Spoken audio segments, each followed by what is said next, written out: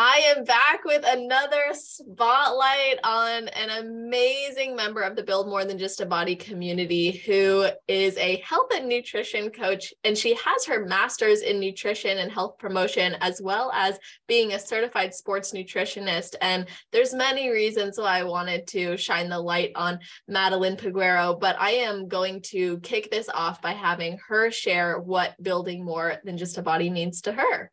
Thank you so much, Celeste. I am so grateful to be a part of your community. It has definitely been such an impactful role on my journey, and I don't know where I would be without it, honestly.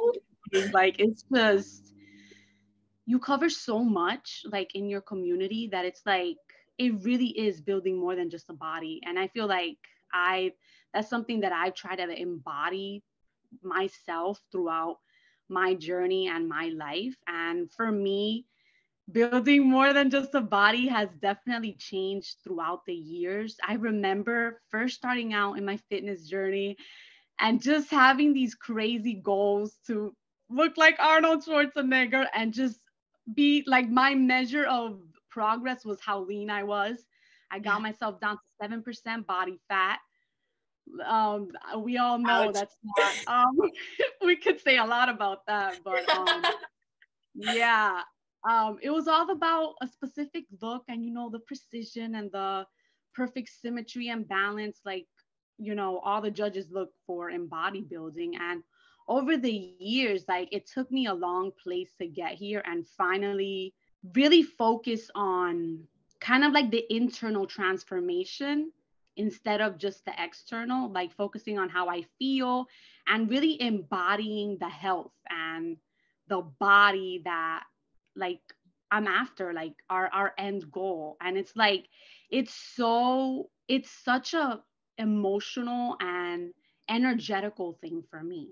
I've noticed, it's like, it's not just about creating something that looks good, but it also feels good and performs well as well. And my journey has gotten me a lot into like energy work and how we can, like, energy is like everywhere. And it's kind of like, it really does influence like our body. So I feel like now that's where I am in my journey. Like, I'm focusing on the energy body, not so much the physical body. So it's like, how can I optimize this energy body to optimize my fitness, my health, my mental wellness, because that is so critical. And we all go down the rabbit hole sometimes, like mentally. And I've just noticed, being in the bodybuilding culture and world, like, I accumulated a lot of negative habits that didn't serve me. Like, it didn't, like, the way I was practicing it in my life didn't serve me. And I tend to have a very extremist and addictive personality. So anything that I do, I put my whole mind, body, heart, and soul into it. So I don't think that's good for like anything in general. So I think that's just something on me. Bodybuilding is such a great tool that literally just makes everything better. Like, I don't know who I would be without having done like bodybuilding and just learning all these critical skills like discipline, consistency, and just applying that same mindset to everything I do. Like, that's what's made me get so far in life. But it's like also taking things with a grain of salt, doing the self inner work and realizing, okay, this is who I am. This is my nature. Not trying to change myself, but like work with who I am and try to improve my habits from that standpoint in gaining a greater understanding of myself.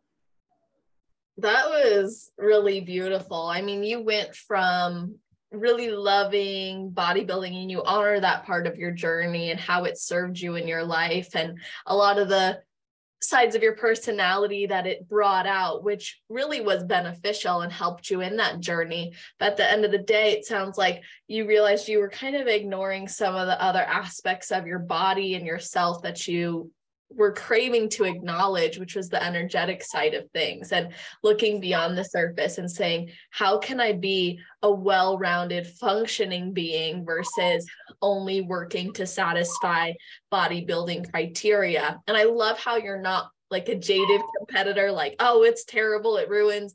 You're just recognizing that time of your life is no longer taking your like not a priority for you. You've shifted your focus. And when you were talking, a question came to mind for me, which was, how do you see your current habits now compared to when you weren't maybe focusing on the energetic body? In the past, I had a lot of great habits, like quote unquote. I'm going to put the quote on it because, you know, great habits like eating consistently 5 to 6 meals a day, cardio, weight training. I just have this intense discipline. It's like hyper discipline almost. And it's like, I've noticed, if anything, bodybuilding has made me notice that there really are two sides to one coin. Like you can always shift your perspective to see things in a different light, because it's great to be disciplined, but when you're so disciplined to the point that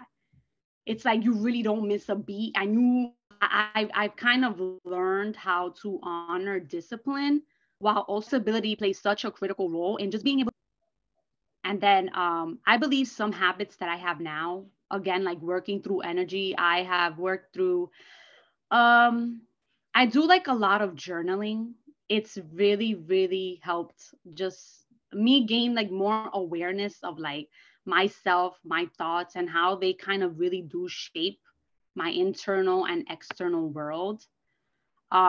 Nature walks have been a critical component of my habits now. It's just such a mental clarity thing. Like it gives me so much peace. And yeah, I've also, something that I wasn't doing as much before while focusing on fitness, that I actually really, really love, and it's such a critical part of who I am. It's like music, and like I really like music and like acting. It's so weird because I mean, if you call TikToks acting, whatever, but that's a part of myself that I never really tapped into, and kind of like shifting a bit from like not having fitness on the top priority, still a priority, but like not on top. It's like, it's given me more room to kind of really discover who I am outside of fitness, because till this day, like if you ask friends or family, like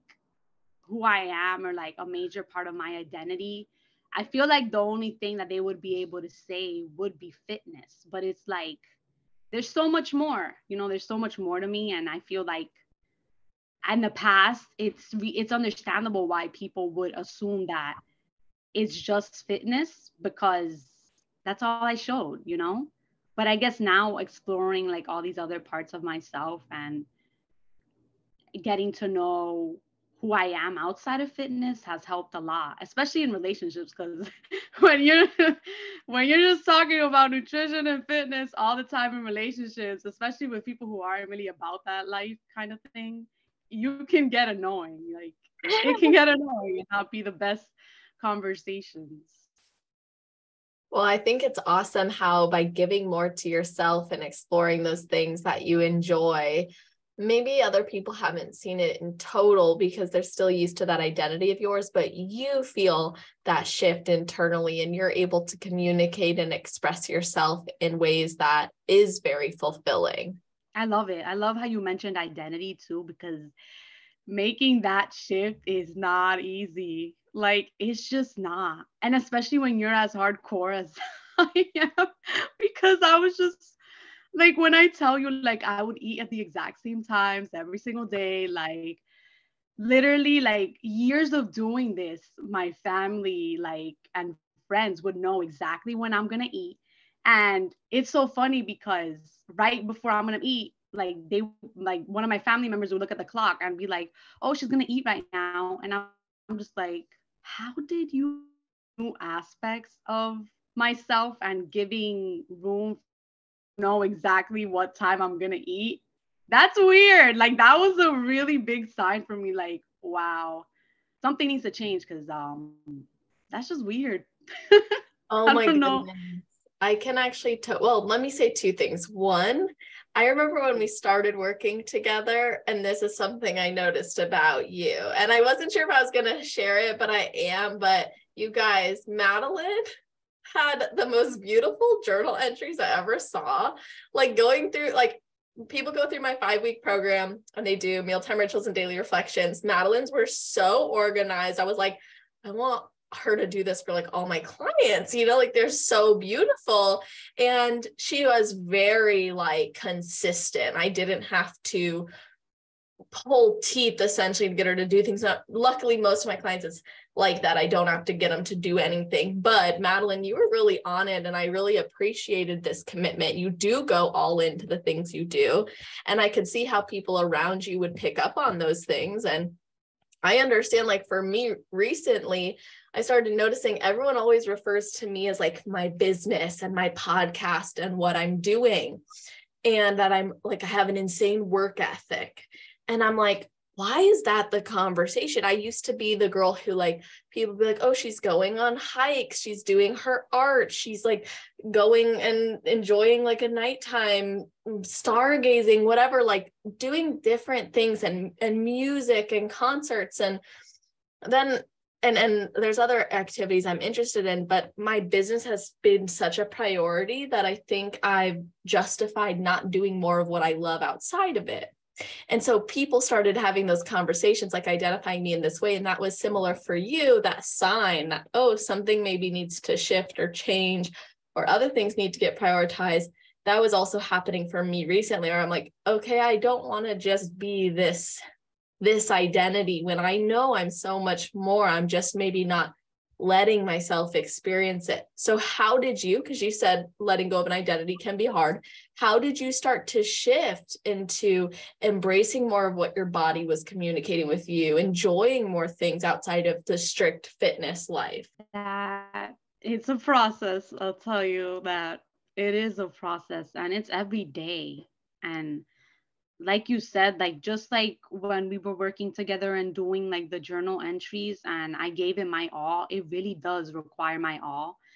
I mean, that's just the way that I do things, you know, just to get the best out of the experience and to truly extract all of the wisdom and all of the knowledge and lessons from things. I truly believe that there's no way to short circuit the process and not, I feel like you're a big part of the equation that makes every experience, like for example, like being a student, I like professors to me were always irrelevant. Like I was in charge of my experience, what I was learning, and whatever outcome I produced. I never put my success or my anything on in anybody's hands. I don't know, that might sound weird, I but love that. not, like it's just, you can't, like it really is dependent on you. If you want it, go and get it, like you got to put in the work and it will come.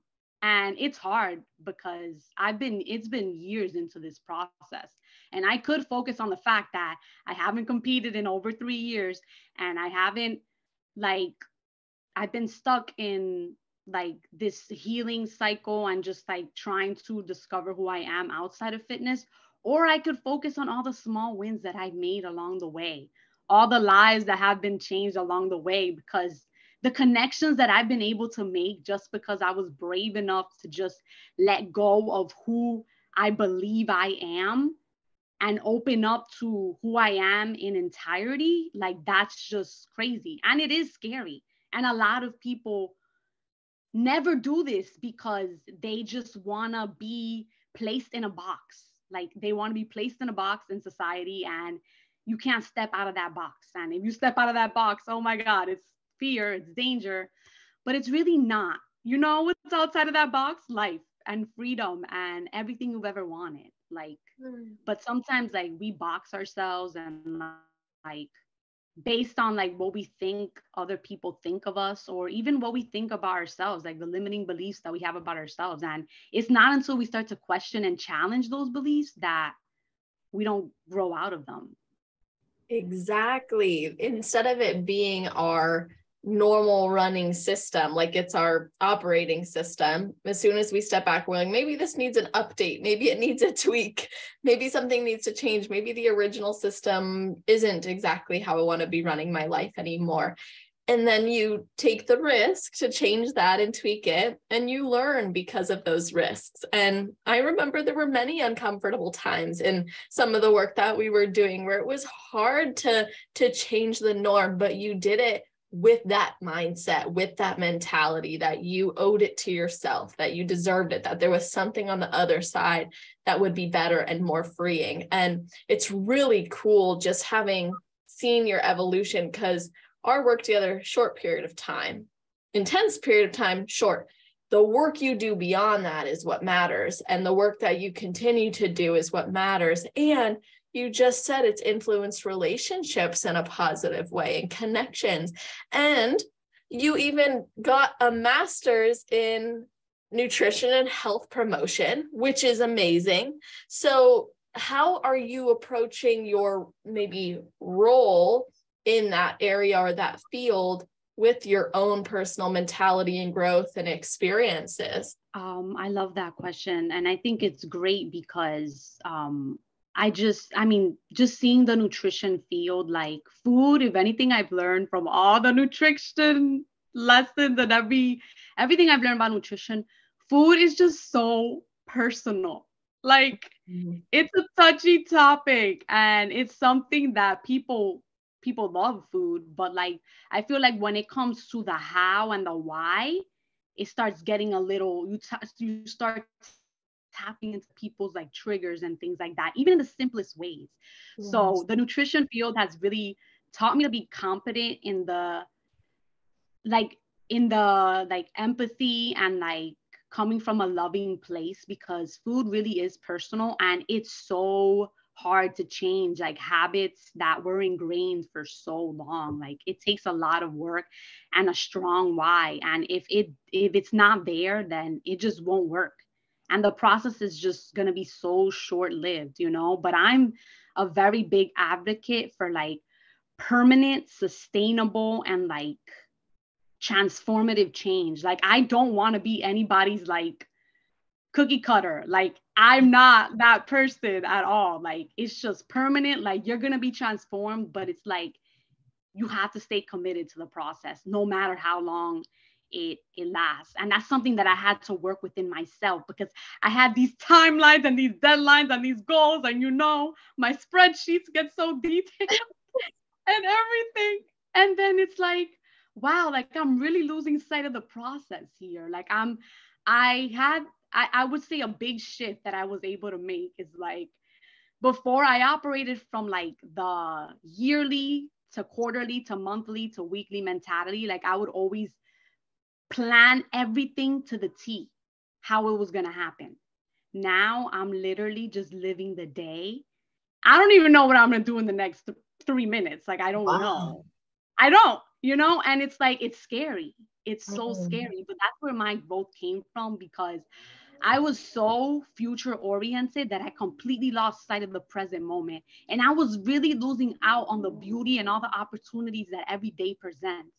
Like when we start to live from the day and realize that this is all we have, everything shifts. And all of a sudden, things that would take you weeks to do, you can actually do in so much shorter time, because you're so present, and your energy, which was, where I am now, like in the energy body, like your energy is just so focused and it just moves. Like you're able to channel your energy so much faster.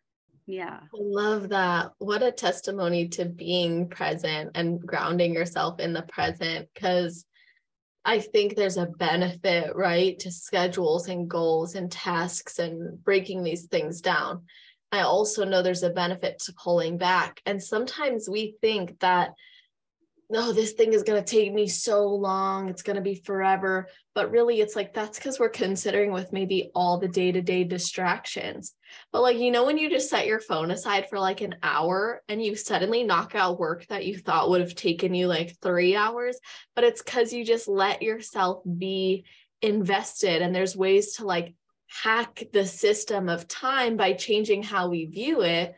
And it sounds like you've stepped away from being so future oriented to actually all I have is now, and therefore now I'm going to capitalize on all I have. I've developed actually the habit. I don't know how to explain it because it's totally theory. And this is something that I just made up in my mind. But it's like, Yeah. because I've been such a presence junkie, you could say, like living in the present moment. I've developed this concept of like just stretching time, like taking a moment, being so in that moment and just stretching it, like using all of your senses, like having all of your senses stimulated and just really taking in that moment and just stretching it. And then you stretch the moment, eventually you just stretch the life and all the beauty that you experience in that moment because you were so present and engaged like all of your senses and stuff like that. And that Oh, completely has erased my need for like meditation. Like I used to be so big on meditation. Now I live from such a present state that it's like the need for meditation just dissipates. Like life becomes a meditation when you live that way and you don't lose out on anything. that's so beautiful. And I especially love you sharing this because you started and you are such a disciplined type A, you could say, type person. So for you to be able to do that and embody that, I know it takes work. I know it's a conscious daily commitment on your part to do that. So it's awesome that you're celebrating the benefits of doing so.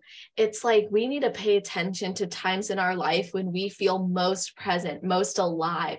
And when we look at those things, a lot of the times it is when our senses are engaged on so many levels. It is when we are just fully engrossed in the moment that we forget everything else. Like for me, it's speaking on a stage. People say they black out when they speak on stage. For me, I'm like, there is no time in my life I'm more grounded and present than when I'm on a stage.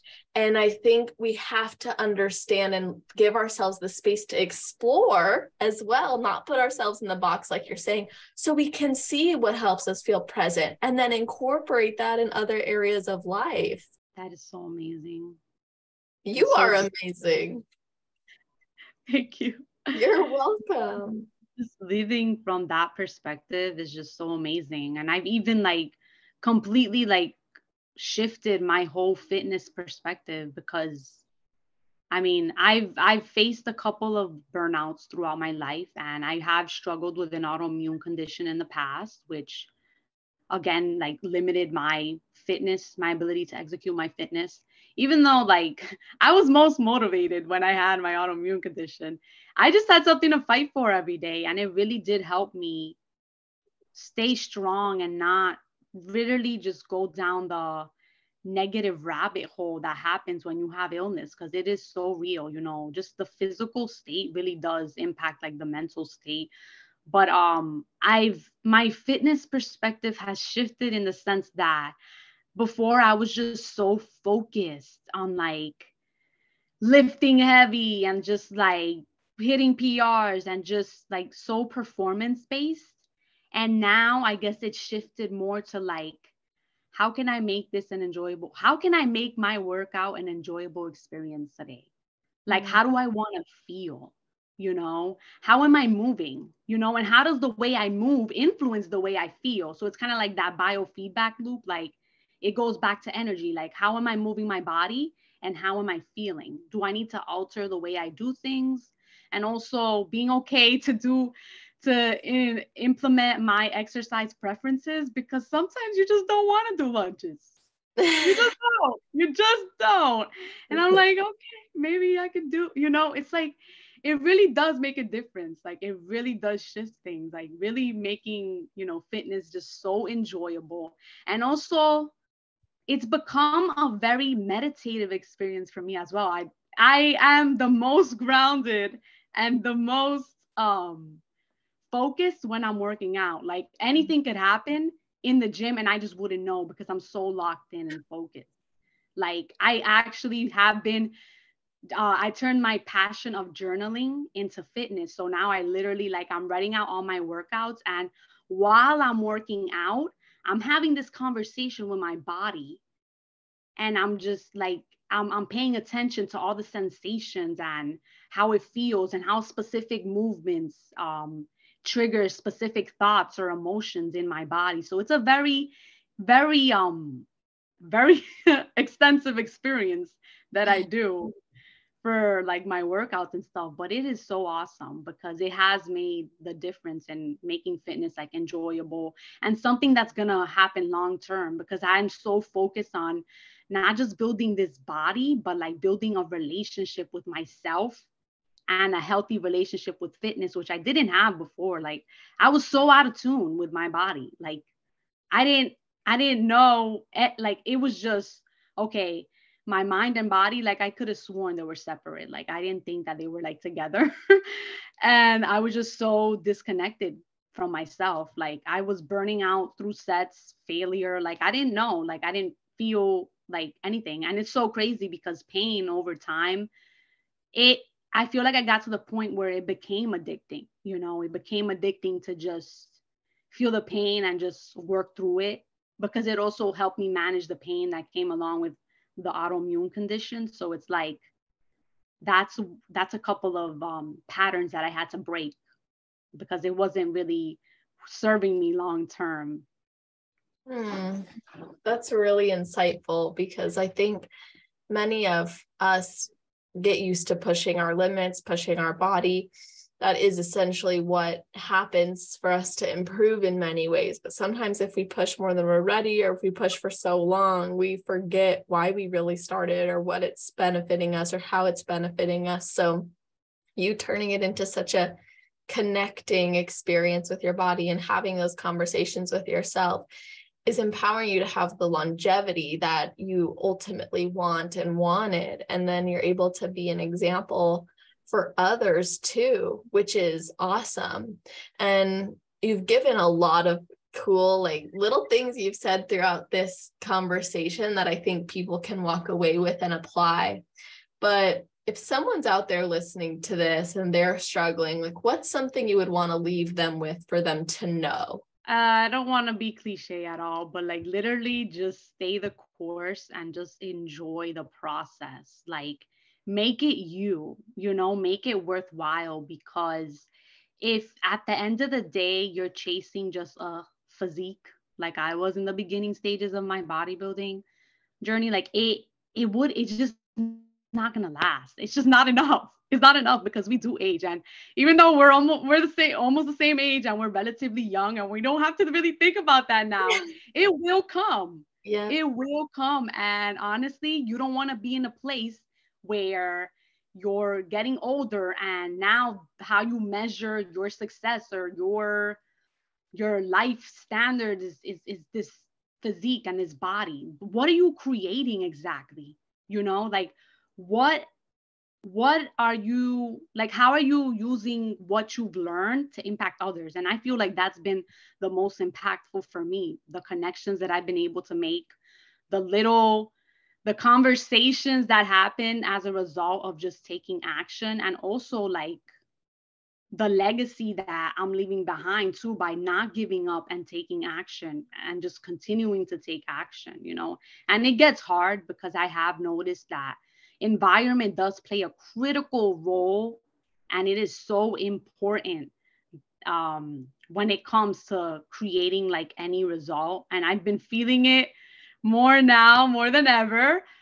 But yeah, it really does start with you and having a strong enough purpose to like work towards, and just making the journey meaningful and enjoying the process, and just get rid of the timelines, get rid of the deadlines, and just work, just work the journey and be present, take everything, every lesson and every insight from your journey, and just share with others, because I have this really big thing that I think that I'm alone in things sometimes, and I'm not, and if I would open my mouth up and say it, people would know, but it's like, as humans, sometimes we think we're alone, but we're not. And we just have to be brave enough to open up our mouths and share. And yeah, I would say that's the really important part. When I started really enjoying the process and honing in on what's going to make the biggest difference for me and my life and